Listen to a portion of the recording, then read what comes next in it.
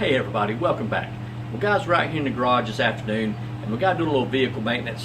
One of my older cars, in fact the oldest vehicle that we have that I drive personally back and forth to work, an old beater car, a 1999 Toyota Avalon. So we got it here in the garage stall and we're going to change the radiator today. So we've got a little leak on this radiator and it's not going to be really a big deal. So let's go over here and look at the car and check it out. Alright guys, so here's our subject for the afternoon. This is my old 1999 Toyota Avalon. We've had this thing a long time.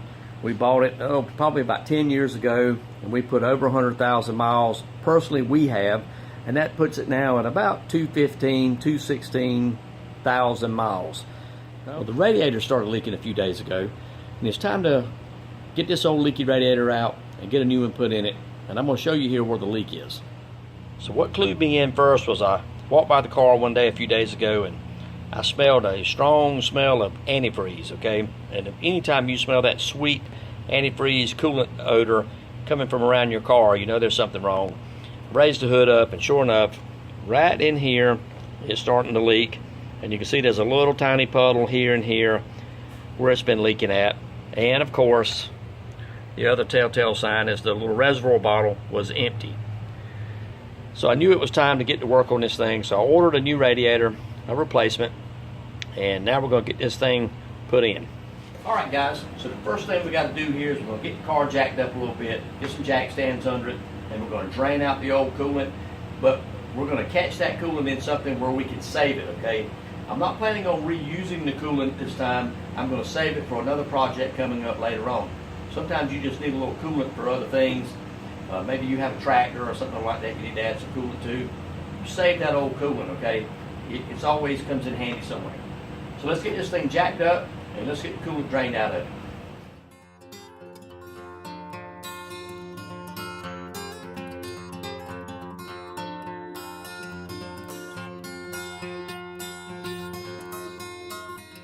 Alright, so we've got the car there up on the jack stand. So the next thing you have to do is take this skid pan from underneath the car. That allows you access to get to the hoses, and it makes draining the radiator so much more easier.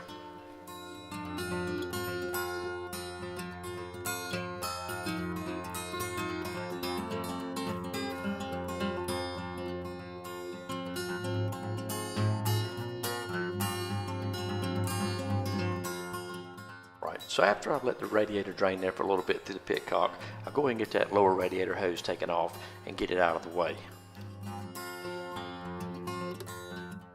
Alright, then the next thing we've got to tackle is the transmission cooling lines, and they're just held on with a little clamp on each one.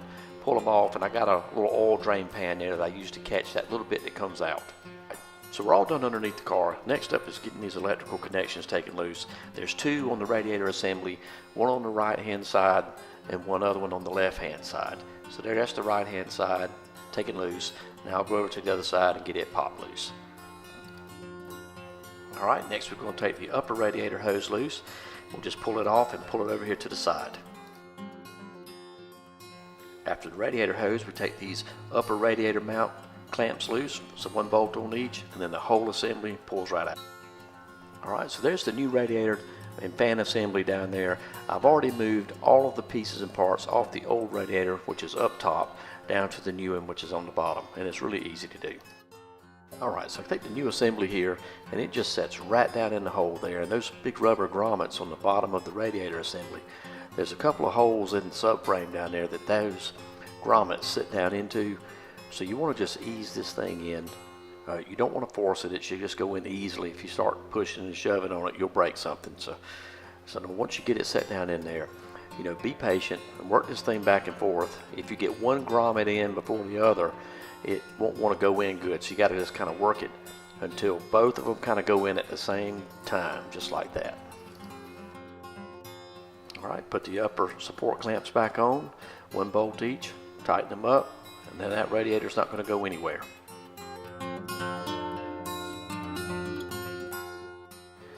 Alright, now we're going to get these electrical connections put back on. I'm going to get the driver's side first right there. I'm going to go over to the passenger side and hook it up.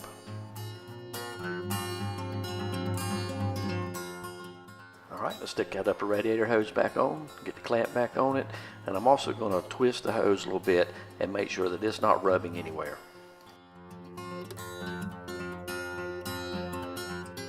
Alright, back under the car we go.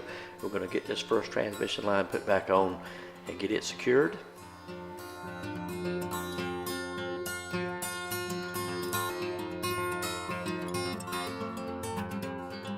Alright, then I move over to the lower radiator hose. I put it on next, check my clamp, make sure it's in the right location, and check it for fit. And then I also move on then to the second transmission cooling line, and I put it on last because I didn't want it to be in the way of getting that lower radiator hose connected.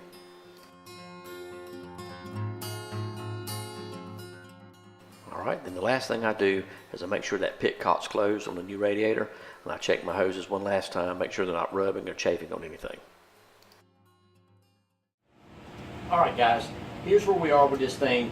We've got the radiator completely back in, and we've got it filled all the way up with coolant. I slow filled it here at the cap, letting it burp and get air out of it.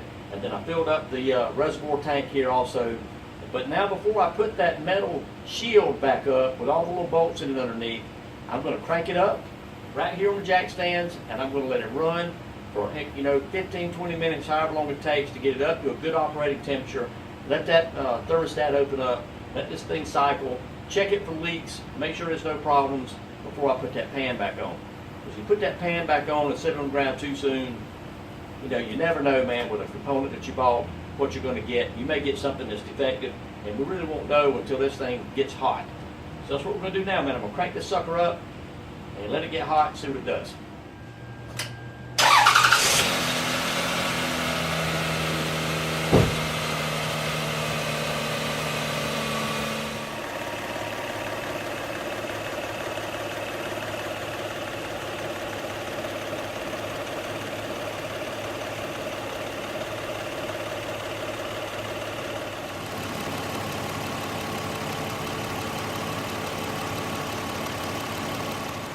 Alright guys, everything's looking good. You see how smooth it's running, man. I got both fans running.